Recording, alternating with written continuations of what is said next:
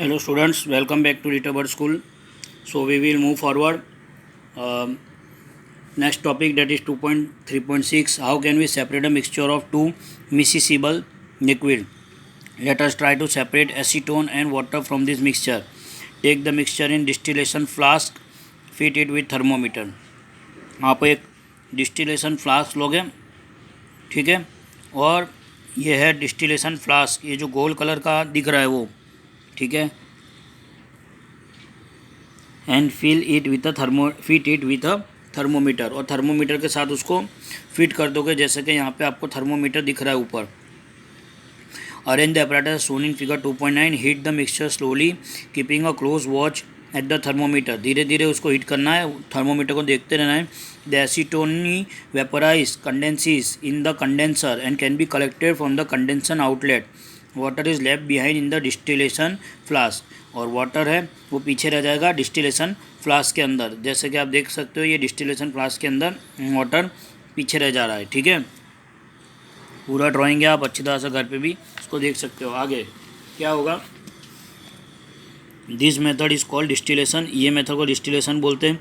It is use for the separation of component of mixture containing two miscible liquid that boils without decomposition and have sufficient difference in their boiling point. To separate a mixture of two or more miscible liquid for which the difference in boiling point is less than 25 Kelvin, fractional distillation process is used. ठीक है, तो fractional distillation process use होगी. कहाँ पे होगी? To separate a mixture of two और more miscible liquid for which the difference in the boiling point is less than 25 K, वहाँ पे फ्रैक्शनल डिस्टिलेशन प्रोसेस को यूज़ किया जाएगा. For example, for the separation of different gases from air, different fraction from petroleum product, etc., the apparatus is similar to that of simple distillation, except that a fractionating column is fitted in between the distillation flask and condenser. A simple fractionating column is a tube packed with glass beads. The beads provide surface for the vapor to cool and condense repeatedly, as shown in figure 2.10. आप देख सकते हो 2.10 में, correct. ये thermometer cork है, यहाँ पे ये कॉर्क दिया है, थर्मोमीटर है फिट किया हुआ है, जो किसमें डिस्टिलेशन फ्लास्क के ऊपर फिट किया है. यहाँ पे ये कॉर्क है, ये क्लैंप दिया है जिससे इसको पकड़ के रखा हुआ है. देन कोल्ड वाटर यहाँ से जाता है, ठीक है. ये प्योर लिक्विड कंपोनेंट यहाँ पे मिलता है, ये पूरा डिस्टिलर के प्योर लिक्विड कंपोनेंट उसका मिल जाता है, ठीक है.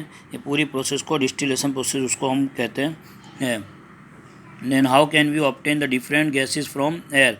अलग अलग गैस एयर में से कैसे सेपरेट होगी. So air is a homogeneous mixture and can be separated into its component by fractional distillation. The flow diagram shown the steps of the process. सबसे पहले क्या होगा, एयर है. एयर से क्या होगा, compress and cool by increasing the pressure and decreasing the temperature, ठीक है. तो लिक्विड एयर बनेगी, that allow to warm up slowly in the fractional distillation column and gases get separated at different height. जैसे boiling point है, oxygen, argon और nitrogen का दिया हुआ है, और percentage of air by volume दिया हुआ है आपको.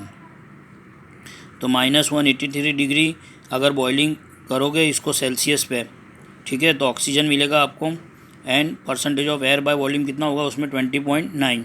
इसी तरह -186 डिग्री पे बॉईल कर दोगे तो यू विल गेट आर्गॉन, उसका परसेंटेज ऑफ वॉल्यूम कितना होगा 0.9.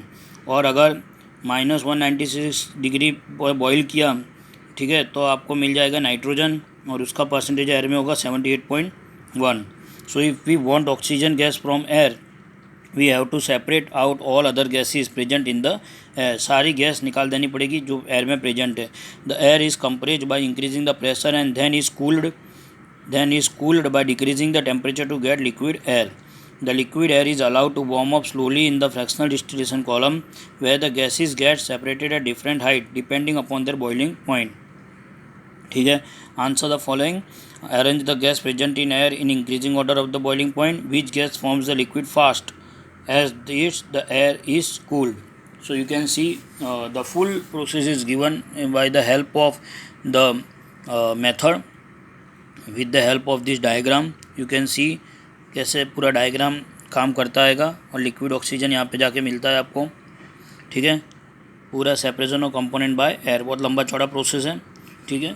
सो Next, how can we obtain pure copper sulfate from an impure sample? So take some approximately 5 gram impure sample of copper sulfate in a china dish. Dissolve it in a minimum amount of water. Filter the impurities out. Evaporate the water from the copper sulfate solution so as to get a sulfate solution. Cover the solution with a filter paper and leave it undistributed at room temperature to cool slowly for a day. You will obtain the crystal of copper sulfate in a china dish and this process is called crystallization. ठीक है, और ये process को हम कहते हैं crystallisation. Now answer, what do you observe in the china dish? Do the crystal look alike? How will you separate the crystal from the liquid in a china dish? So the crystallization method is used to purify solid. For example, the salt we get from a sea water can have many impurities in it. To remove these impurities, the process of crystallization is used. Crystallization is a process that separate a pure solid in the form of its crystal from a solution. Crystallization technique is better than simple evaporation techniques, as some solid decompose or some like sugar may get carried on hitting a dryness. Some impurities may remain dissolved in the solution even after filtration. On evaporation, this contaminate the solid. Application क्या होगी? Purification of solid that we get from sea water and separation of crystallization of alum, that is फिटकरी बोलते हैं, from impure sample. Thus, by choosing one of the above method according to the nature of the component of mixture, we get pure substance. With advancement in technology, many more methods of separation techniques have been devised. In cities, drinking water is supplied from waterworks. A flow diagram of typical waterwork is shown in 2.13. आप देखो 2.13 में दिया है, जो कि अभी मैं पीछे करूँगा तो आपको पता चलेगी. From this figure, write down the process involved to get the supply of drinking water at your home from the waterworks and discuss it in your class. यानी जो पानी आप शुद्ध पानी जो आपके घर पे आता है वो इस तरह से आता है, जो कि पीछे दिया हुआ है. प्योर ड्रिंकिंग वाटर आता है ये इस तरह से, ऐसे फ़िल्टर होता है पानी पूरा. ये रिजर्व होता है, रिजर्व से ये सब्लिम, ये सेडिमेंटल टैंक में जाता है, वहाँ सेटल हो जाता है. जो बड़े बड़े पार्टिकल्स होते हैं बाकी का पानी आगे चला जाता है लोडिंग टैंक में. ठीक है, लोडिंग टैंक में यहाँ पे जो इम्प्योरिटीज़ होती है वो निकल जाती है. उसके बाद वो फिल्टरेशन में आता है.